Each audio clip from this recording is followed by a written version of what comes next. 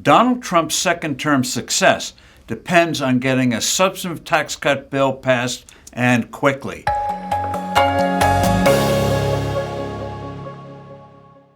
Hello, I'm Steve Forbes, and this is What's Ahead, where you get the insights you need to better navigate these turbulent times.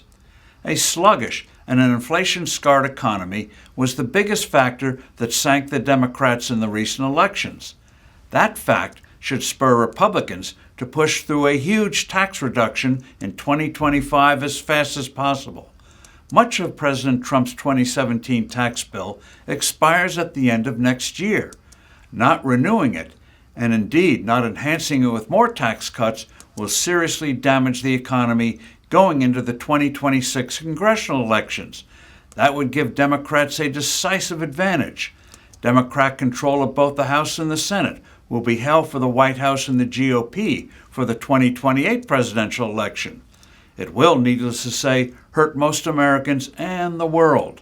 Republican control of the House today is already precarious. Moreover, most Senate seats up for grabs in 2026 are held by Republicans, making keeping their control of that chamber difficult. The Trump team should start putting together a tax cut proposal ASAP. A running start come January can create critical momentum in getting a package fast-tracked through both congressional chambers. The weird way Congress currently scores tax legislation for prospective revenues lost and gained favors high taxes. In this case, renewing the 2017 bill would maintain the status quo. But strangely, it will be counted as a multi-trillion-dollar tax cut, thereby creating pressure for tax increases to meet the alleged but actually phony revenue shortfall. Republicans should figure out how not to let such patent nonsense scuttle a sound tax bill. This is crucial because there is an urgent need for new additional tax cuts to ensure real prosperity, not the shaky situation we have today where too much GDP growth depends on government spending, which badly needs to be reined in. The soon-to-be 47th president has already promised to get rid of taxes on Social Security payments and most real tips, not to mention a further reduction in the corporate tax rate for domestic profits. A big needed boost to the economy would come from slashing the capital gains tax, now almost 24%. The beauty here is twofold. First, a lower rate stimulates investment and higher prices for stocks, all good for the economy.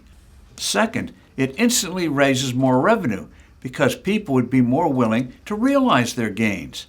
Every time the capital gains levy is reduced, government receipts immediately go up. The GOP should also reduce personal income tax rates. President Ronald Reagan did this in the 1980s with magnificent results. The GOP must not yield to the mistaken idea they'll win votes by gimmicks like upping the child tax credit and, quote, paying for it, end of quote, by hiking the corporate tax rate from its current 21%. That won't grow the economy. The opposite, in fact. Another factor the GOP must keep in mind: tariffs. Tariffs are a tax, a sales tax.